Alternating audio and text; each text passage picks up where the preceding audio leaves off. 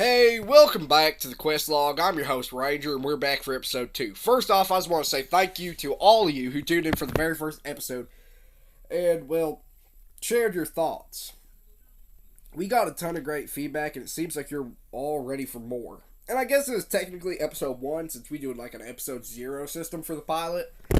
But I am glad you're all ready for more, so let's dive right into it.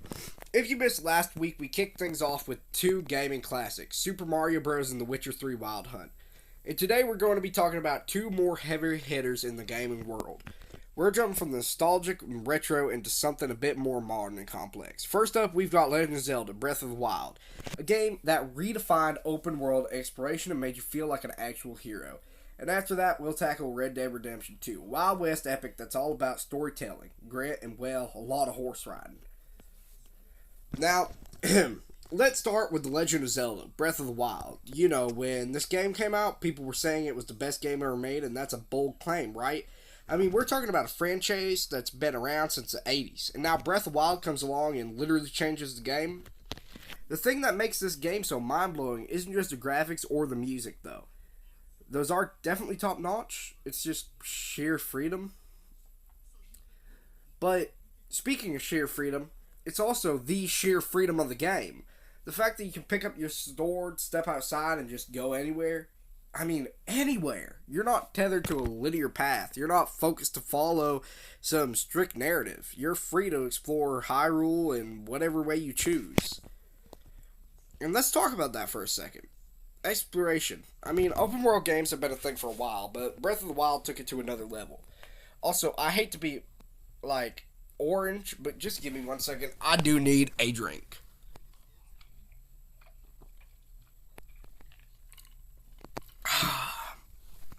All hydrated. Anyways, there are no hand-holding markers pointing you exactly where to go. No pop-up notification telling you, hey, there's a quest here. You're out in the wild, figuring it out for yourself, and it feels incredible. You can climb mountains, glide through the air, tame horses, and cook up a feast with whatever you find in the world. And if you can think of it, chances are you can do it. That's what makes the game feel so alive. It's like Zelda meets the wilderness. Now, editor, Bucci, I know you won't, but I wish that I could just have a sound of wind blowing and Link climbing. That would be funny. That would be good. Oh, and let's not forget about the shrines, though. I'm getting too off topic. They're the game's mini dungeons, and they do such a great job of teaching you the mechanics while also rewarding you for thinking outside the box. Seriously, I spent way too many hours trying to solve some of these puzzles. And I'm not even mad about it. It was like a brain workout. Just like this podcast is, for y'all listening. And yes, I may have shouted, who, right along with Link, every time I solved the tricky shrine. I mean, don't tell me you didn't get a little rush when you unlocked those sweet, sweet spirit orbs. Anyway, the real beauty of Breath of the Wild is that it doesn't make you feel like you have to be a certain type of player to enjoy it. Whether you're the type who loves to explore every nook and cranny or the one who just wants to beat Ganon, this game has something for you. But, anyways, that's enough of that for today. Now on to something a bit more gritty. Red Dead Redemption 2. Man, where do I even begin with this masterpiece? Rockstar really took everything we loved about Red Dead Redemption and cranked it up to 11. This game is a roller coaster of emotions, character development, and honestly, a bit of moral gray area. You're thrown into the life of Arthur Morgan, a member of the Van der Linde gang, which, I feel like I could have said that, Van der Linde gang. I can't even remember how to pronounce it. But it's also been a second since I played the game. And what follows is a journey that feels more like an interactive movie that's their traditional game. Actually, one of the first things that hits you when you boot up Red Dead 2 is the sheer level of detail. It's insane. The world Rockstar built, which Rockstar's already great, but it just feels like an entire living, breathing ecosystem. Whether it's the way the animals react to your presence, the way the weather changes in real time, or the way your horse responds to you after you've been riding for hours. It's all so, real. And that's what makes this game such a marvel. It's not just a game, it's a world you step into. One that you can shape with your choices, even if those choices sometimes lead you down dark paths. Speaking of choices, Red Dead 2 has one of the most compelling stories I've ever experienced in a game. The gang dynamic, the complex relationships, and the constant tension between loyalty and survival. It's like watching a Western movie unfold right before your eyes. Arthur Morgan, as a character, He's someone who's just trying to make sense of his world and his place in it. You can't help but feel for him, even when he's doing things that, well, aren't exactly morally sound.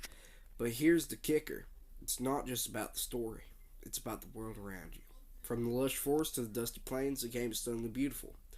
The way you can just stop and watch the sunset, or the fact that you can spend hours fishing, hunting, or simply riding your horse through the wilderness. It's a level of immersion that I've never seen in another game before. And then, of course, we can't forget about the side activities. If you got a spare 20 minutes, you can go poker playing, bounty hunting, or even tracking down legendary animals. It's like every corner of the map has something to offer. Honestly, I found myself more than once getting completely sidetracked by some random event or side quest that turned into an hour-long adventure. And let's not talk about how many times I get caught cheating at poker and had to run away from the law. Maybe it's just me, but I'm terrible at poker. But hey, at least I look good losing. So when it comes down to it, what's the takeaway from both of these games? Well, I think it's about the power of immersion. Breath of the Wild lets you explore an expansive world in your own way, while Red Dead Redemption 2 tells a compelling, emotionally scary. Hold on. Wait. Are you telling me that Red Dead Redemption 2 has anything compared to Breath of the Wild? No, Breath of the Wild is actually way better than Red Dead Redemption. Both games. But that's just my opinion, of course. Even though it does have, Red Dead Redemption 2 does have a compelling emotional story, and it's set in a world that feels so real. You can almost smell the campfire smoke. And yes, both are open world games, sure. But you know what? I'll give it some credit. Both are, well, they use their freedom in different ways to create something truly unforgettable. But you know what? Enough about me, right? I want to know what you think. Have you played either of these games? Which one captured your heart more? Are you a fan of a completely different open world experience? Hit me up on Twitter and I'll be sure to read your responses next week. Before I sign off, just a reminder, we've got a ton more quests ahead of us here on the quest log. I'm excited to dive into more of the games that shaped our childhoods and the ones that are shaping the future of gaming. So be sure to subscribe and share this episode with your fellow adventurers. And I'll see you in the next one. Bye.